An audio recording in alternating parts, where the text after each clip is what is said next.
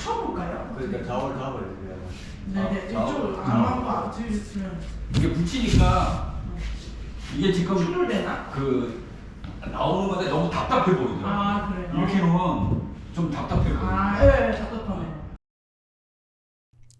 안녕하세요. 권 작가입니다. 저는 2006년에 미대를 졸업하고 그해부터 전시 활동을 시작했습니다. 중간에 취업을 하면서 약 8년간 공백기가 있었지만 벌써 20년의 세월이 지났으니 전시 경력이 적지 않습니다. 그런데 전시를 대체 어떻게 잡는지 궁금한 분들이 많으실 겁니다. 가장 보편적인 경로는 공모전에 지원하는 것입니다. 미술정보 게시판에서 공고를 보고 포트폴리오를 포함한 관련 서류를 갤러리나 문화재단에 보내서 채택을 기다리는 형식이지요. 첫 전시도 공모전을 통해 당선된 전시였고 개인전의 대부분이 공모를 통해 초대된 전시였습니다. 저는 여전히 공모전에 도전 중인데요. 신년을 맞아 이번 영상에서는 미술작가가 공모전을 통해 어떤 것을 얻을 수 있고 어떤 아쉬움이 있는지 얘기해 보려고 합니다. 부디 재미있게 들어주세요. 저는 올해도 공모전에 도전하며 새로운 전시의 문을 두드릴 것입니다. 그런데 아쉽게도 이제 제가 도전할 만한 공모가 많이 줄었습니다. 왜냐하면 저는 이미 만 42세이고 소위 청년 작가로 분류되기엔 나이가 많아져 버렸거든요. 청년 작가, 신진 작가를 정의할 때 기준은 나이, 경력 혹은 작업을 대하는 태도가 될 수 있습니다. 그런 의미에서 저는 나이와 경력으로는 신인 딱지를 뗀 것 같습니다. 하지만 작업을 대하는 태도나 저 자신의 위치를 고려해보면 여전히 신진 작가라고 스스로를 칭하는 것이 틀리지 않다고 생각합니다. 물론 데뷔는 했고 전시도 이어나가고 있지만 이제 간신히 작업을 펼쳐나가는 느낌입니다. 그래서 이러한 개념을 가진 공모전에는 도전이 가능해집니다. 작가의 작품 세계를 길게 보고 커리어에 부스팅이 될 만한 계기와 홍보를 제공하는 기관 혹은 갤러리에 포트폴리오를 보내게 됩니다. 사실 공모전에 도전하는 것은 거의 생활화되었어요. 네오룩닷컴과 아트허브를 신문 보듯이 매일 확인하고 지원할 만한 공모전을 찾고 서류를 준비해 발송하는 것은 이제 아주 기계적인 일과가 되었습니다. 다만 신작을 보충해야 하는 경우는 공모전 마감 날짜에 맞춰 작업을 해서 포트폴리오에 넣는 등의 업무가 추가됩니다. 그래서 공모전을 지원하는 루틴은 단기 작업 계획을 짜는데 아주 도움이 됩니다. 특히 전시가 없을 때 푹 퍼지기 쉬운데 공모전을 핑계로 포트폴리오를 보강하면 시간을 알차게 쓸 수 있습니다. 작업 생활의 기강을 잡는 것 이외에 공모전 지원은 또 어떤 의미가 있을까요? 공모전에 지원하는 이유는 당선이 되고 싶어서일 테니 당선이 되었을 때를 먼저 살펴보겠습니다. 어떤 공모전에 당선이 되면 일단 기분이 엄청 좋습니다. 당선이란 저의 작업과 갤러리의 방향성에 접점이 있다는 것이고 그 지점을 파악한 제가 적중한 것이죠. 혼자만의 작품 세계가 외부 세계와 드디어 만난 순간이랄까요? 나를 뽑은 갤러리가 절대적 기준은 아니지만 적어도 나의 작품은 작업실을 벗어날 기회와 명분을 가지게 되는 거겠죠. 그래서 신작을 포트폴리오에 넣어서 공모전에 보낼 때 굉장히 두근두근합니다. 그래서 저는 새로운 시리즈를 만들면 작품이 통할지 말지 일종의 리트머스 시험지처럼 공모에 지원해 가늠해 보기도 합니다. 그런데 어떻게 항상 당선이 되겠습니까? 저 역시 낙선할 때가 더 많았지요. 그러면 낙선했을 때는 어떻게 대응할까요? 거절당한 좌절감은 욕 한번 하고 헤비메탈 들으면서 산책하고 털어버립니다.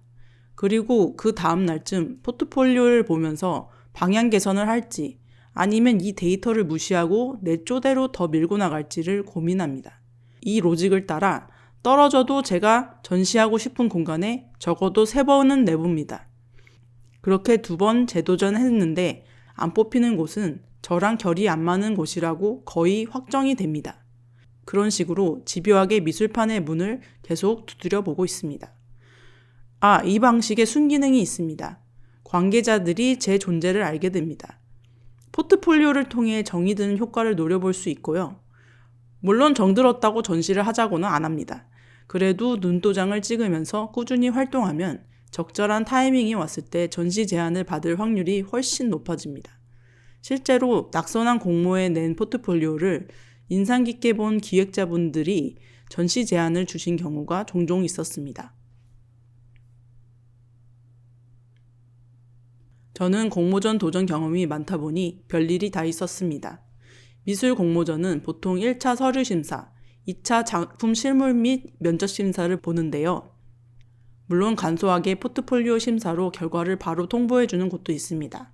하지만 공모 규모와 부상이 크면 대부분 2차 심사까지 합니다. 그렇다 보니 아무래도 2차 실물 심사와 면접 경험에서 독특한 에피소드가 많습니다. 솔직히 2차 심사에서 저의 승률이 높지 않다 보니 재미있다기보다는 굴욕인 경우가 많았지만요. 얼굴을 마주보고 제 작업에 안 좋은 리뷰를 하는 심사위원의 차가운 눈빛과 제 경력이 물경력이라고 웃으며 제 커리어를 폄하했던 모 디렉터가 떠오릅니다. 물론 그들은 그들의 일을 한 것이겠지만 그 비판을 받아들이는 작가의 마음은 갈기갈기 찢어졌습니다. 나를 직접적으로 모욕한 것은 아닌데 차라리 나를 쌍욕하는 게 더 나을 것 같은 참담한 심정이었습니다. 나를 직접적으로 모욕하는 거면 깔끔하게 멱살이라도 잡을 테니까요. 아무튼 저는 입장상 그들의 멱살을 잡을 수 없었고 조용히 비판을 받아들였습니다. 비판과 경쟁에 익숙해지는 것은 프로페셔널의 숙명이니까요. 좋은 소리만 듣고 싶으면 그냥 취미로 하면 될 것인데 제 발로 불구덩이에 뛰어든 제 탓이지요. 그리고 언젠가 그들도 저에게 친절해질 날을 상상하면서 작업을 지속합니다. 공격적인 공모전 지원 생활을 5년쯤 하고 나니 대략 국내 공모전 캘린더가 그려지게 되는데요. 이제 지원할 수 없게 된 소위 삼진아웃된 갤러리도 많아지고요. 한마디로 이렇게 공모전에만 올인하기에는 동력이 떨어진 상황이 되었습니다. 그리고 공모로 작가를 뽑지 않는 좋은 갤러리도 많이 있다는 것을 알게 되었고요. 그래서 공모전 도전과 더불어 자체적으로 포트폴리오 홍보를 꾸준히 해볼 생각입니다.